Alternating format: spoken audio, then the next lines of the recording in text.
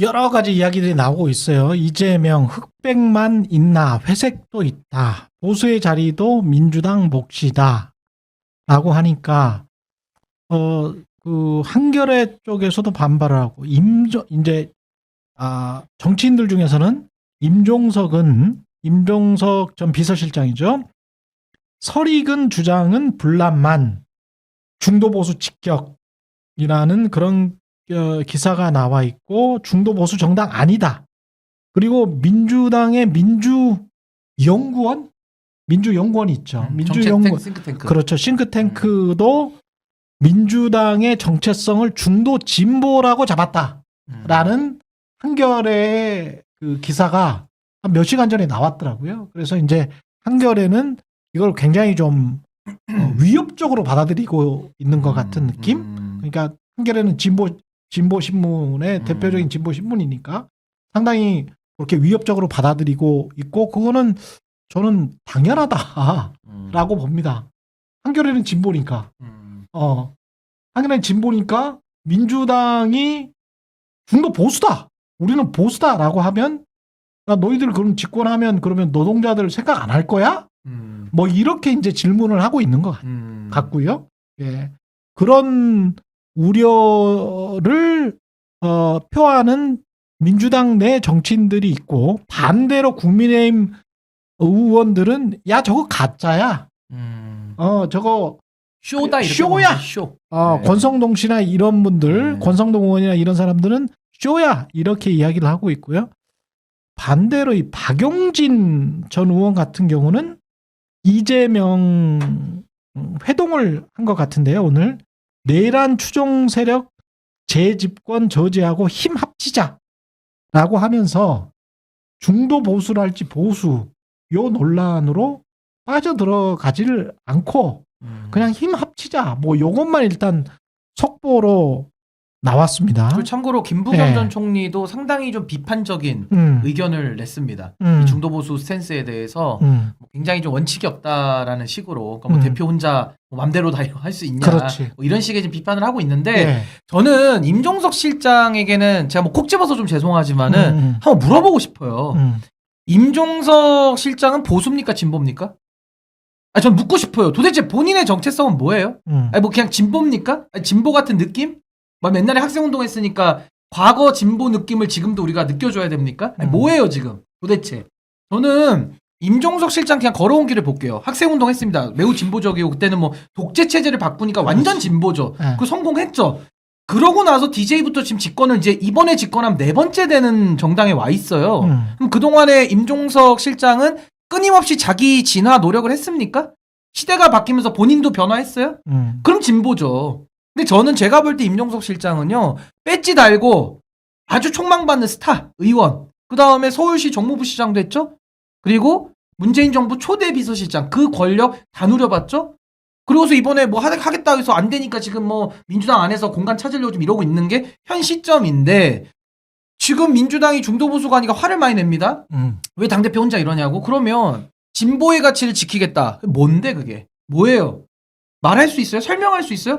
그리고 있으면 그동안에 왜 국민들한테 안 알렸어요? 뭐 숨겨놓은 무슨 보물찾기 하듯이 숨깁니까? 왜 얘기 안 해요? 모르겠거든요. 그러면서 그냥 비판만 하니까 이게 어떻게 들리냐면 진짜 비판을 위한 비판으로 들려요 그게.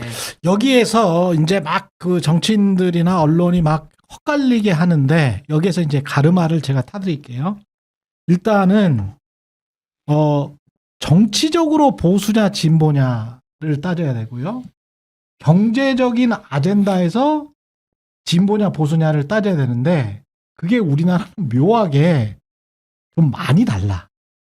많이 달라.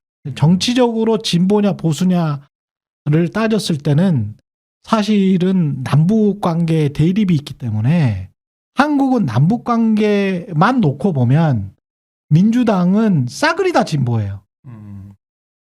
왜냐하면 포용정책을 계승했고 포용정책을 그대로 하거든. 그러니까 그거는 진보가 맞습니다. 근데 다른 이제 정치적인 아젠다 가령 뭐 공수처? 검찰개혁? 진보야. 지금 이재명 대표가 이야기하고 있는 거는 경제적인 숫자들, 상속세들 다 이런 거 가지고 이야기를 하고 있잖아요. 그런 것들을 한번 유심히 한번 보십시오. 그런 측면에서 어디까지가 보수고 어디까지가 진보인지, 그리고 실체가 진짜 실체가 어디까지가 보수이고 어디까지가 진보라는 어떤 계층적 실체, 보통 우리가 이제 사회과학에서 말하는 계층적 실체를 이야기하는 건지, 아니면 사람들의 인식, 나는 이 사안에 관해서는 보수적이야, 나는 이 사안에 관해서는 진보적이야 라고 하는 사람들의 인식을 가지고 이야기를 하는 건지. 그런데 선거나 정치는 인식의 영역이기 때문에 제가 보기에는 상당 부분 인식의 영역 가지고 지금 싸우고 있기 때문에 이재명 대표가 오히려 프레임을 이쪽으로 들어가서 계속 말하면 말할수록 상당히, 민주당에서는 무슨 비명계에서는 이런저런 이야기를 합니다만은 정치공학적으로만 봤을 때는, 실체는 나중에 이야기한다 그랬어요. 그 정치공학적으로만 봤을 때는 굉장히 유리한 포지셔닝을 잡았다. 잘 선점했다. 정치공학적으로는. 저는 그렇게 판단을 하고 있습니다. 김민하 평론가는 어떻게 보세요?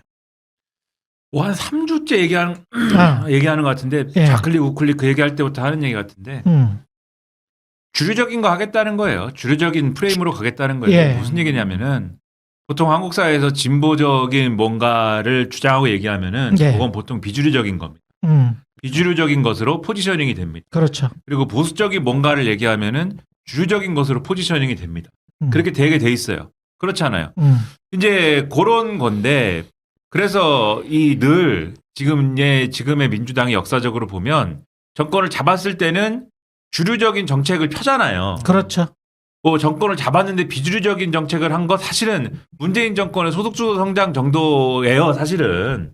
근데 그 소득주도 성장도 본격적으로 예를 들면은 그 소득주도 성장의 원본 같은 개념인 임금주도 성장론으로 완전히 지금 뭐 경제정책을 깔아버리거나 그렇게 한 게 아니잖아요. 사실은 최저임금 인상을 첫 해에 크게 한번 그 최저임금위원회가 한 이후에 엄청난 뭐 여러 가지 이제 공격이나 이런 걸 받으면서 포용적 성장으로 넘어가면서 그렇게 이제 색채가 완전히 이제 뭐 진보적인 거를 끝까지 갖고 가는 그런 이제 거는 아니었거든요. 그렇죠. 그러니까는 사실 문재인 정권도 다른 이제 영역의 경제정책 뭐 혁신 성장이니 뭐 여러 가지 얘기했었습니다만은 그렇게 비주류적인 걸로 뭐 승부를 봤다 이렇게 말하기는 어려우나 어쨌든 인식의 영역에서는 문재인 정권은 그래도 비주류적인 어떤 정책이지 않았어라고 하는 게 남아 있는 겁니다. 그렇지. 남아 있는 건데 참여정부도 그렇고 국민의 정부도 그렇고 비주류적인 정책으로 뭐 한 거 아니에요.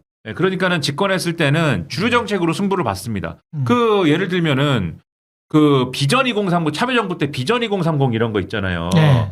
그게 사실은 그게 보수 정권에서 해도 이상하지 않은 그 청사진이거든요. 이 앞으로 대한민국이 가야 할 길에 대한 그런 거 많아. 그렇죠. 사실 국민의힘하고 민주당하고 정책을 서로 나눠먹고 있고, 왜냐하면 그 정책 자체가 누구한테 나온 거냐면 기재부 관료들한테 나온 거거든. 대부분이 다. 그렇죠. 비전 2030이라는 게 노무현 대통령이 야 이거는 우리가 그 장기적인 플랜이 있어야 해. 나라를 그래요. 잘 다스리려면은 그러니까 2030년까지에 플랜이 있어야 되니까는 우리 청와대가 아주 전폭적으로 지원을 할 테니까는 기재부에서 한번 만들어봐. 그래가지고 그 만든 사람 누구니까 김동연 지사가 주도해가지고 그 당시에는 이제 기재부 관료니까 만든 것이고 그 김동연 씨가 잘 보면은 김동연 씨가 그런 거 만들어가지고 참여정부 때 그러면 굉장히 중요한 역할을 하고 요직에 있었던 것이지 않습니까? 그렇죠. 근데 김동연 씨가 이명박 때도 잘 나가고 박근혜 때도 잘 나가요. 그러니까 그런 걸 볼 때 그러니까 사실 그런 것들은 주류적 정책이란 말이죠. 그리고 뭐 참여정부 때 한미 FTA도 하고 이런 거 다 진보가 반대했잖아요. 그렇죠. 주류 정책 했습니다. 그리고 국민의 정부, 진보 저 같은 운동권들이 얼마나 욕했습니까? 신자유주의 한다고, 그 공기업 민영화한다고. 그렇죠. 네, 얼마나 욕을 했어요. 그랬는데 민주당이 그러니까 주류일 때는 주류 정책 합니다. 근데 비주류가 되면 즉 정권을 잃으면 진보예요 이제. 정권을 잃으면은 대표적으로 이제 이 민주당이 본인들이 진보다라는 말을 이제 적극적으로 쓰기 시작한 게 2010년도에 지방선거하면서 무상급식 하면서 사실은 그게 재미를 봐서 그런 거거든요. 맞다. 네, 무상급식, 보편적 복지 유행이었어요. 2010년부터 쭉. 그렇다. 한 2014년 막 갈 때까지 계속 보편적 복지가 유행이었습니다. 그래서 아마 인이 바뀌셨을 거예요. 보편적 복지가.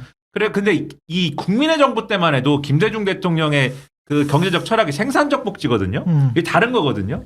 그래서 그때부터 이제 진보라고 하면서 그 진보라는 거를 고리로 해가지고 2012년에 생각해 보시면은 통합진보당하고 그때 선거연합합니다.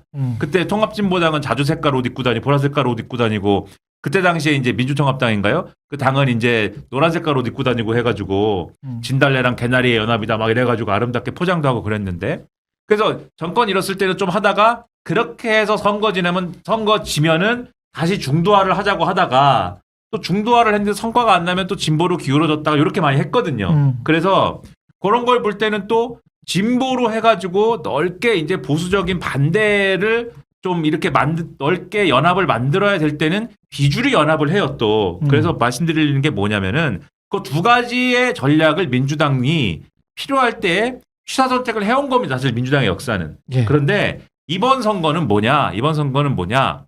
보수가 예를 들면 주류 정책을 잘 해와가지고 주류 정책을 성심성의껏 해왔는데 그 주류 정책이 실패했다. 그래서 이제는 비주류 정책이 필요해요. 라고 주장할 선거 같으면 비주류 연합을 넓게 꾸리는 그러한 선거 전략을 썼어야 됐을 거예요. 근데 이 정권이 윤석열 정권이 그랬습니까? 주류 정책의 어떤 그러한 것들을 성심성의껏 추진해가지고 그게 실패했습니까? 아니지 않습니까? 아무것도 안 했잖아요. 나라 개판치고 아무것도 저 사람은 왜 대통령이 됐지가 주요 비판거리 중에 하나지 않습니까? 윤석열은 왜 대통령이 됐는가? 왜 집권했는가? 하고 싶은 게 뭔가? 이게 보수 신문에서도 맨날 하는 얘기예요. 이 정권은 뭐 정책에 방향이 없다 이런 거 있잖아요. 그래서 아무 통치를 사실상 자기들이 포기한 상태로 2년 반 넘게 그냥 나라를 방치하다가 보수의 그러니까 무능과 종말이죠 이게. 그냥 방치하다가 마지막에 대미를 장식한 게 불법적인 비상계엄 선포입니다. 나라를 자기들이 다스리다가 집어 던져버린 거잖아요. 그러면 여기서 필요한 선거 전략이 뭐냐 민주당 입장에서 이거는 주류를 해야 될 녀석들이 나라를 다스리는 일을 포기했기 때문에 이제 우리가 주류를 해야 된다 이거거든요 지금. 그렇죠. 그러면 우리가 주류를 하려면은 당연히 이 소위 말하는 보수가 해야 될 역할까지 해야 되는 것이기 때문에 그 얘기를 하기 위해서 이제 중도 보수입니다라는 얘기까지 이재명은 하고 있다. 지금 요거를 얘기하고 있는 것인데 근데 이제 요 얘기를 하면은 필연적으로 이제 자기들이 진보라고 했던 시기도 있는 것이기 때문에 내부적인 논란이나 뭐 이런 건 있을 수가 있는 것이죠. 그래서 그런 논란들을 잘 정리하는 게 필요하겠지만 어쨌든 선거공학이라는 점에서 지금 요 얘기가 나오는 거는 중도 보수 얘기가 나오는 거는 지금 말씀드렸듯이 주류화된 어떤 그런 프레임으로 선거를 치르기 위해서라는 것 때문이다. 그래서 앞으로 아마 이재명 대표는 주로 주류 행보를 계속 할 겁니다. 어디 뭐 예를 들면 삼성전자에 뭐 누구를 만난다든지 공장에 간다든지 기업들 많이 만나. 예, 그리고 산업 정책을 얘기한다든지 뭐 이런 거 많이 할 거야 아마. 아니 근데 저는 요 말씀을 꼭 드리고 싶은 게 어떤 정책이라는 게 어떤 진보 진영 보수 진영의 전유물은 없어요. 예를 맞아요. 들어 북방 정책 누가 했습니까? 노태우. 노태우 때 했고 김일성하고 대화는 김영삼이 준비하다가 김일성이 사실은 일찍 죽어서 그렇죠. DJ 때 처음 한 거예요. 그러니까 저는 그렇게 너무 단선적으로 나눌 수 없다라는 게 일단 전제고 또 하나는 좋은 말씀이네. 예, 성장이냐 분배냐로 보통 많이 나누잖아요. 근데 성장이냐 분배냐가요. 제 지금 시각에서는 어떠냐면 지금은 의미가 없어졌어요. 이게 보수 진보를 전 없애자는 뜻이 아니고 아주 성장론과 아주 좋은 분배론은요. 말입니다. 예. 지금 시대에는 불가능한 논의인 게 이미 일자리가 다 없어지고 있어요. 이 AI 정보화 혁명 이후에 AI 혁명 때문에. 그러니까 전 너무 이 논쟁도 이분화된 너무 낡은 논쟁이라는 거고 또 하나는요. 강경 유화론 있죠. 대북 정책. 강경. 한나라당 옛날에. 그리고 이제 뭐 유화. 그리고 뭐 민주당.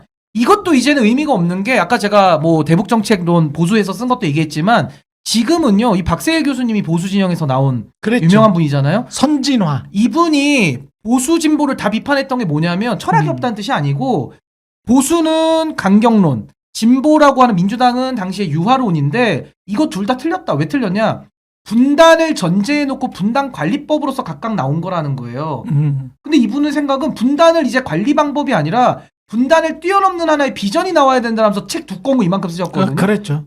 전 지금 그 비전이 필요하다고 봐요. 그래서 새 시대 비전이. 그래서 얘기를 하는 게 인식의 문제라고 한 거예요. 그래서 그러니까 정책들 간의 어떤 지금 말씀하신 대로 정책들 간의 어떤 이 전환이라든가 정책의 업그레이드, 업데이트 이런 걸 가지고 겨루는 선거가 아니라 인식의 문제이다. 그래서 제가 말씀하신 아까 대로 말씀드린 그렇죠. 그겁니다. 말씀하신 네. 대로 박세일 씨가 한 업적이 뭐냐면 이 프레임 전환이라는 측면에서 업적이 뭐냐면은 그러니까 말씀하신 대로 독재냐 반독재냐의 요구도였잖아요. 그러니까 계속 그 너무 정책이. 단선적이고 그렇죠. 날같다는 거. 선진이라는 독재냐- 말을 가지고 그렇죠. 와버렸지. 독재냐 선진이라는 말. 민주화냐를 보수해서 요 독재라는 프레임을 벗어날 수가 없었는데 선진화를 딱 갖고 와가지고 이제는 그 구도를 벗어날 수 있다라는 걸 딱 갖고 왔는데 보수의 구세주가 된 거예요. 그렇죠. 그 단어가 선진화라는 단어가 그러니까.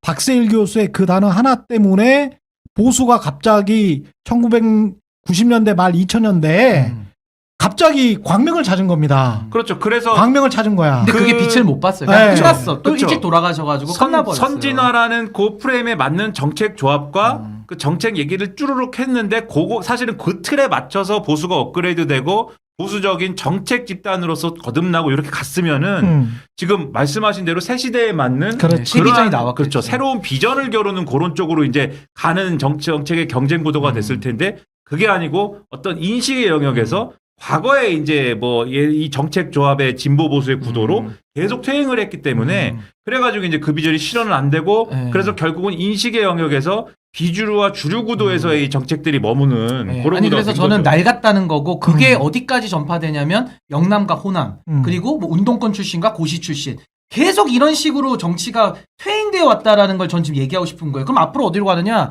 전 이재명 대표가 얘기했던 실용이라는 개념을 좀 바꾸면요. 국익이라는 개념으로 바꾸면 어떻습니까? 트럼프가 얘기하는 것도 국익 우선주의거든요. 그럼 우리도 실용이 됐든 국익이 됐든 뭔가 대한민국 잘 살자라는 쪽으로 포커스를 맞춰서 가면 보수 진보의 틀을 그동안에 진영화되고 나뉘어져 있던 걸 좀 뛰어넘는 새 시대를 만드는 그쪽으로 수렴될 수가 있다는 게 이제 제 생각이고 마지막으로 보수 그러면은 전 딱 떠오르는 게 책임이고 법치거든요. 보수는 그동안에 점잠 빼고 책임지고 부덕의 소치입니다. 말도 좀 안 하고 이게 보수예요. 근데 지금 보수 어떻습니까? 법 지킵니까? 거짓말 제일 잘하고 법 안 지키고 떼 부리고 아주 그냥 금쪽이 같은 짓을 하잖아요. 그러니까 제가 하고 싶은 얘기는 이 국민의힘과 그 지금 추종자들은 보수라는 말 쓸 수가 없는 거예요. 보수라는 말 더럽히는 거예요. 그러면 저는 민주당이 법치를 지금 얘기하고 있습니다. 법 지키라 그래요. 한결 존중하라 그럽니다. 그러니까 저는 민주당은 자기들이 진보라고 외쳐도 사실 보수예요. 내용적으로는. 그리고 마지막 하나만 더. 우리나라가 민주공화국이잖아요. 사실 민주주의는 저는 진보의 아젠다라고 봅니다. 왜냐면 뭐 정치민주화, 경제민주화, 사회민주화까지 가는 거니까. 예. 근데 이제 공화라는 거는 사실 보수의 가치거든요. 공동체, 우리 책임 뭐 이런 건데 저는 지금은 이제 국민의힘이 이 공화의 가치나 전체적인 공동체를 생각 안 하는 집단인 게 이미 다 드러났기 때문에 물러나라 이겁니다. 그럼 물러나려면 어떻게 해야 돼요? 거길 밀고 들어가야 물러나지는 거예요. 그래서 저는 지금 이재명 대표의 이 전략을 비판을 위해서 비판하지 말고 조금 더 한 차원 다르게 보자는 겁니다. 내란을 진압해야 되잖아요. 사실 그런 차원에서 봤으면 좋겠어요. 민주당이 광범위한 중도 보수와 광범위한 중도 진보를 다 먹는 게 좋고 지금 현재 인식의 영역이라고 제가 자꾸 말씀드리는 거는 민주당 이재명, 문재인, 노무현, 김대중을 다 종북 좌파 반국가 세력으로 낙인 찍어 왔잖아요. 그런 역사성이 수십 년 동안 있고요. 그 다음에 미국이라는 저 거대한 권력이 제가 문재인 정부 시절에 이런 이야기를 들었습니다. 미국과 협상을 하는데 문재인 대통령 입에서 쌍욕이 나왔답니다. 쌍욕이? 네, 그 사람이 쌍욕을 잘 안 하는 사람이잖아요. 40분이 아닌데. 그들 이렇게 아니요, 그것보다 훨씬 심한 욕이 나왔대요. 야, 여기서 할 수는 없고 제가 또 예. 성대모사로 이거 한번 도전해 볼 만한 문재인 성대모사로 쌍욕하기 이거는 좋은 근데 이제 이게 뭘 이야기하냐면 노무현, 문재인, 김대중이 부닥친 거를 똑같이 이재명이 부닥칩니다. 제가 이 인식의 영역에서 첫 번째 말씀드린 건 역사성이죠. 자, 조중동이 조선일보를 필두로 김기춘 같은 공안검사들이 자신들의 눈으로 자신들의 관점으로 유신 독재의 헌법을 만든 그런 검사들의 눈으로 이재명이나 김대중이나 노무현이나 김대중은 종북 좌파 빨갱이라고 재단을 했고 그 인식이 우리나라 사람들 50% 안팎에 있어요. 옅게 있든 깊게 있든 있습니다. 그 인식을 어떻게 바꿔줄 것이냐에 관한 고민이 민주당에는 늘 있는 거야. 슬프고 안타깝게도 민주당에는 늘 있습니다. 그거 부정할 수가 없어요. 그래서 심지어는 그 생각도 나네요. 김대중 전 대통령 후보 시절에 한국논단의 이도영이라는 자가 정말 깜도 안 되는 언론인이라고 말할 수도 없는 자가 지상파 2사인가요? 그때 KBS, MBC 다 생중계를 했습니다. 사상검증 토론했죠. 사상검증을 했습니다. 김대중 같은 거인을 이도영 같은 깜도 안 되는 언론인이라는 자가 사상검증을 했습니다. 몇 시간 동안 사상검증을 했어요. 마치 국정원에서 제가 국정원 직원들 자주 취재하면서 만났는데 가끔 이 자들이 저한테 제가 좌파 사상이 아닌지 툭툭 물어보는 말을 합니다. 제가 정치학을 배웠기 때문에 이 자들이 물어보는 말이 웃겨요. 중앙일보가 2020년에 너 좌파니 좌파 아니니 라고 하면서 물어본 첫 번째 질문이 공수처 설치가 필요하다고 하십니까가 좌파 우파를 가릅니다. 이게 말이 됩니까? 미국에서는요 기소권이 수군데에 있어요. 관세청, 국세청 다 가지고 있습니다. 제도죠, 제도. 제도입니다. 근데 중앙일보와 이거 아마 서울대인지 어딘지 했을 거예요. 이게 우리나라의 실체예요. 실체. 그리고 그런 인식을 가지고 있는 사람들이 50% 이상 된다는 게 실체입니다. 제가 최근 거 보여드릴게요. 자, 귀하는 한국갤럽 조사입니다. 귀하는 정치 지도자 누가 좋다고 생각하세요? 중도층만 한번 봐보세요. 중도층 1월 둘째 주 거 1월 둘째 주 거 지금 나가고 있나요? 1월 둘째 주 거 나가고 있습니까? 31%죠. 중도층이. 이재명 31% 나가고 있죠. 맞습니까? 예, 네, 이재명 31% 보여주시고요. 그 다음에 지금 나가고 있죠. 예, 나가고 있고 11월 첫째 주에도 이게 뭐죠? 이게 왜 왔다 갔다 하지? 1월 둘째 주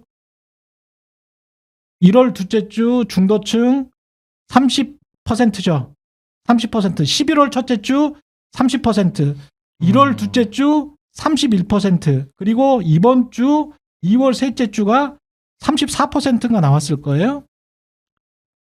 이게 무슨 말씀을 드리려고 하는 거냐면 이번 주에도 한국갤럽에서 아주 의미 있는 조사를 했는데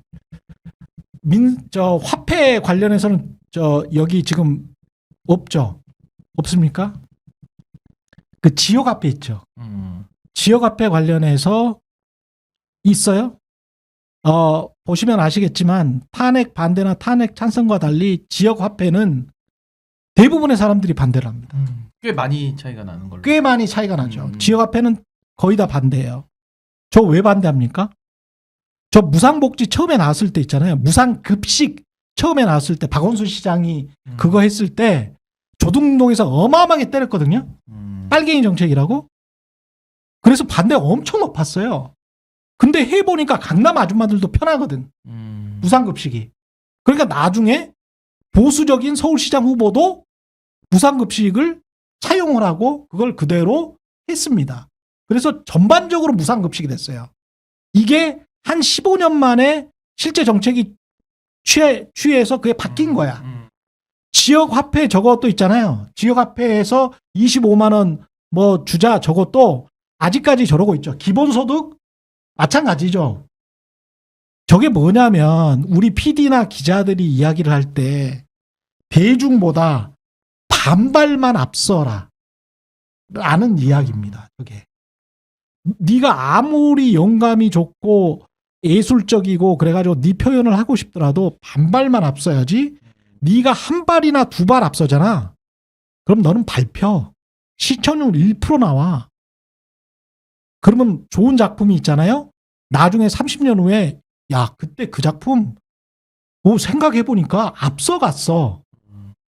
정치인한테는 그거 아무 소용없어요. 시대를 읽어야 돼. 아무 소용없어요. 정치인한테는 1,000만 관객이 매일 들어오는 영화 감독처럼 반발만 앞서야 돼. 왜냐? 대중이 그렇게 생각 안 해. 지역 앞에 무리하다고 생각해. 그리고 재정 지출 안 해야 된다고 생각해. 아직도 이렇게 경기가 안 좋은 상황에서도 안 해야 된다고 생각합니다. 균형 재정 무조건 해야 된다고 생각해요. 경기 사이클에 따라서 균형 재정을 파괴하고 재정 지출을 팍 늘릴 수도 있거든요. 그리고 원화값이 좀 괜찮으면 금리 인하를 할 수도 있어요. 그런데 대중이 그렇게 생각 안 합니다. 심지어는 경제 전문가들도 그렇게 생각하지만 기재부 관료들 말고 밖에서 정직하게 이야기하는 경제 전문가들도 그렇게 생각하지만 하지만 대중은 절대 그렇게 생각 안 합니다. 왜? 50년, 60년 동안 계속 균형 재정만 우리가 그것만 지켜야 그래야 우리가 먹고 사는 줄 알거든. 그런 게 어딨어. 경기가 안 좋을 때는 돈 풀어야 돼요. 근데 그런 말을 언제만 하냐? 박근혜 정부 때 경기 안 좋으니까 돈 풀어라. 돈 풀면 재정이 마중물이 된다. 경기의 마중물이 된다. 조선일보가 늘상 주장했던 겁니다. 경기의 마중물, 재정 확장, 금리 인하. 그래가지고 펌프질해라. 펌프질해야 막 펌프질해야 경기 살아난다. 하지만 민주당 정부 들어오면 그거 안 되죠. 무조건 균형 재정해야 돼. 어떤 경기 상황에서도. 왜냐? 너희들을 목 졸라 죽여야 되거든. 그리고 사람들, 당신들 같은 대중, 우리 최경영TV 시청자들은 거의 없으시지만 가끔 헛소리하는 이런 사람들한테 야, 유연한 정책이 어딨어. 일관성이 있어야지. 일관성 있게 나가야지. 야, 민주당이 무슨 보수야. 일관적으로 해. 일관적으로 너희들은 이 안 좋은 경제 상황에서 한번 죽어봐 임마 라고 이야기하는 거예요. 너희들 이념에 갇혀서 죽어 라고 이야기를 하는 겁니다. 그리고 옆에서 난 진보야 라고 하는 사람들은 그렇게 떠들라고 하세요. 그게 진보가 이제까지 한국 진보가 살아왔던 길이기 때문에 그렇게 하라고 하세요. 내가 보기에는 한겨레도 그런 측면에서 저는 그런 진보도 끌어안아야 된다라는 중도 보수주의자의 입장이지만 우리 진보도 성장이나 노동 유연성에 관해서 제대로 이야기를 경론을 벌이지 않으면 성장, 노동 유연성 그리고 끝으로 세금에 관해서 경론을 벌이지 않으면 계속 세금 깎아줄게. 그런 보수 정치인, 그런 진보 정치인만 나옵니다.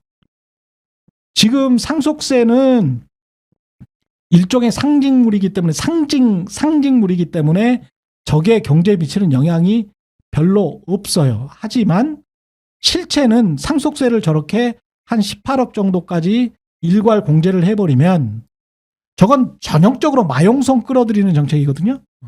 서울에 마포, 용산, 성동구에 40% 정도 되는 민주당의 지지자들 그 이상 5% 이상을 끌어들이겠다라는 정책입니다. 저거는 정확하게 선거 전략입니다. 그럼 거기 집 가진 분들이 원래는 상속세를 안 내도 되는 분들이었을 텐데 집값이 올라가지고 좀 내게 됐다. 그렇지. 라고 하는 분들이 있어서 내도 조금 그렇죠. 냅니다. 그러니까 그 걸치는 분들이었을 거기 때문에 딱 걸치는 그렇죠. 사람들이야. 내게 됐어도 조금 냈을 텐데 조금 내게 됐을 텐데 아무튼 이제 그게 어쨌든 표심에 영향을 준다면 그렇지 않아도 어쨌든 서울에서 이 집값이 상승한 어떤 지역의 경우에는 그렇지. 지난 대선 때도 그것 때문에 악영향이 있었는데 그렇지. 그렇다면 어쨌든 그것과 관련돼서는 이 공제 한도를 이제 완화를 시켜주면서 그렇죠. 그 세금은 어쨌든 안 내도 됩니다. 라고 하는 건 상징적으로 지금 보여준다. 이 말씀이잖아요. 그렇죠. 그렇게 이제 치고 들어간 겁니다. 선거 전략을 지금 이미 차고 한 거고 18이라는 숫자, 18억이라는 숫자를 마용성 34평 아파트에 감정평가 상속세 할 때는 시가와 공시가에 사실은 한 중간 정도 되는 시가와는 조금 더 붙어 있는 감정평가인데 그러면 20억짜리 아파트가 그 정도 가격으로 떨어집니다. 한 16, 7억, 15억 정도까지 떨어질 거기 때문에 넉넉하게 상속세를 한 푼도 안 낼 수가 있어요. 그렇게 지금 전략을 짠 것 같아요. 제가 보기에는. 그러나 딱 한 가지. 민주당이나 이재명 대표가 여기에서 더 이상 나가면 안 됩니다. 뭘로 나가면 안 되냐? 아까 성장 잘 지금 아젠다 잡았어요. 성장 아젠다 잘 잡았습니다. 세금 중에서 소득세, 부가세, 법인세와 관련해서는 말을 하지 않는 게 좋습니다. 너무 커. 너무 크고 나중에 이거는 절대 못 지켜요. 절대 지킬 수가 없어. 물론 뭐 여반장으로 언제 대통령이 공약 성공률이 우리나라가 무슨 50%도 되네 안 되네 이런 이야기를 하지만 성공한 대통령이나 성공한 정부로서 그래도 지금부터 관리를 해 나가려면 소득세, 부가세, 이 법인세와 관련해서는 선거 기간 동안에 말하면은 제가 보기에는 안 될 것 같습니다. 이거는 세수가 너무 크기 때문에 그리고 앞으로 재정 지출을 굉장히 많이 늘려야 되는 상황이기 때문에 그렇기 때문에 요 한 80% 정도 되는 세수와 관련해서는 굉장히 신중해야 된다. 소득세나 법인세 가지고 이야기하는 거는 굉장히 신중해야 된다. 그 이야기를 꼭 전해드리고요. 지금의 이 프레임으로 근데 프레임 플러스 실체는 저는 중도 보수기 때문에 지금은 이제 제가 포용하고 싶은 한겨레나 이런 입장이 아니고 중도 보수의 입장에서 말씀드리면 성장이 없으면 소득이 안 늘어나요. 소득이 안 늘어나면 제가 그 보수의 입장에서 말씀드릴게요. 중도 보수니까 근로소득세의 면세점 이하인 분들이 우리나라가 40%가 넘어요. 거의 절반. 그것 가지고 계속 그 민주당과 진보당을 괴롭히거든. 응? 물론 미국도 40%가 좀 넘어. 연방정부의 소득세가 없어. 면세점 이하야. 유럽은 말할 것도 없고. 그런데 이거를 지금처럼 복지가 많이 늘어나는 추세, 고령화가 계속되는 추세에서는 양보할 거는 굉장히 양보해야 된다. 그래서 고소득층을 다시 한번 강조드립니다만 고소득층의 양보를 받아내기 위해서는 중산층과 저소득층이 돈 10,000원씩이라도 더 내는 태도 변화가 있지 않으면 노동 유연성과 관련해서도 제가 50대 중반인데 50대 중반에 있는 정규직 노동자들 말씀드리는 겁니다. 정규직 노동자들의 어떤 결단, 민주노총의 결단이죠. 이 결단이 없으면 그래서 비정규직이 어떤 상당히 모든 고용이나 그러니까 복지라는 측면에서 그러니까 회사 내 복지라는 측면에서 정규직과 대등하고 그리고 노동에 유연하는 선진국 수준으로 그러니까 어느 정도 지금보다는 정규직들이 조금 더 쉽게 연공 서열이나 이런 것들이 호봉에 따라서 안 되고 성과급에 따라서 바뀌고 젊은 사람들도 좀 돈을 많이 받을 수 있고 조금 더 능력이 없는 사람들은 이렇게 아니면 구조조정이 필요하면 이렇게 좀 하면서 재교육을 받고 다시 재취업이 좀 쉽고 이런 구조 그리고 비정규직이 조금 더 치고 들어갈 수 있는 구조 이런 구조로 바꾸면서 사회적 대타협을 하지 않으면 정규직이 기득권화된 것도 사실이야. 그러니까 이게 근로소득세 같은 경우에는 네. 사실 그 40%가 면세점 아래다. 그렇죠. 이 상황을 악화시킨 거 박근혜 정권입니다. 꼭 그 얘기를 사실은 꼭 하고 싶은 생각이 늘 드는데 네. 그때 이제 그거 있잖아요. 이명박 때부터 한 얘기인데 그 연말 연말정산할 때 네. 먼저 떼가고 주느냐 하고 할 때 그 체계를 바꾸다가 중간에 난리가 나가지고 바꾸다가 만적 있지 않습니까? 그렇지. 유리지가 없자고 하면서 조원동 경제수석이 거위에 털 뽑는 얘기하고 이러다가 그렇죠. 중간에 그거 너무 세니까 바꾸다 말아가지고 그래가지고 그게 빈 공간이 더 커지는 문제가 있었다라고 제가 기억을 하거든요.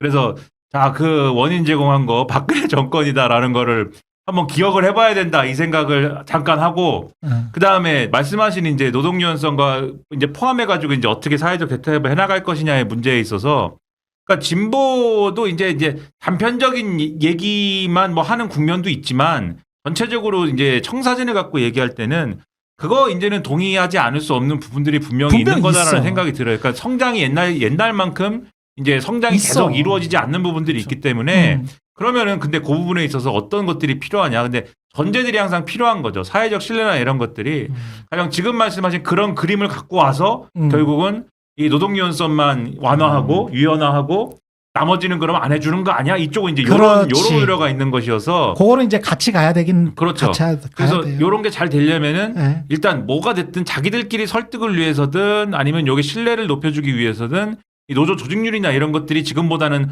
훨씬 더 향상되는 그런 것들이 필요한 것 같고 그다음에 요것을 함과 동시에 지금 말씀하신 것처럼 세금 인상이나 이런 것들이 어떤 이게 세금 인상도 그냥 뭐 이렇게 선 쫙 긋고 할 수 있는 게 아니라 수순이 중요한 거잖아요. 그렇죠. 좋은 수도 수순이 중요한 거여서 세금 인상이 어느 세금이 어디를 이제 타겟팅해 갖고 어떤 순서로 인상되느냐 이런 것이 중요한 것 같고 그 다음에 전반적인 그러면 세금 인상 됐으면 사회 안전망은 또 어떤 부분에서 어떻게 이제 사회 안전망이 강화되느냐 요게 같이 가면서 이제 노동 유연화가 어떻게 이루어지느냐 요거를 같이 볼 것 같고 요게 다 그러면 어느 단위에서 논의가 돼야 될 거 아닙니까? 그렇죠. 사회적 대타협이 요걸 통해서 이제 이루어져야 되고 그 사회적 대타협을 위한 테이블이 어떻게 구성되느냐 요거까지가 하나의 완결된 이제 어떤 청사진으로 나와야 되거든요. 근데 이게 된다고 믿는 사람이 대한민국에 제가 볼 때는 아무도 없습니다. 그래가지고 늘 이거 가지고 이제 뭐 시작하자마자 머리끄댕이 잡고 싸우는 건데 근데 뒤집어 얘기하면은 이것밖에 사실은 방법이 없어요. 제가 볼 때는. 그렇죠. 이것만이 방법이에요. 그렇지. 그래서 이것만이 방법이라는 거를 인식을 다 같이 하는 것부터가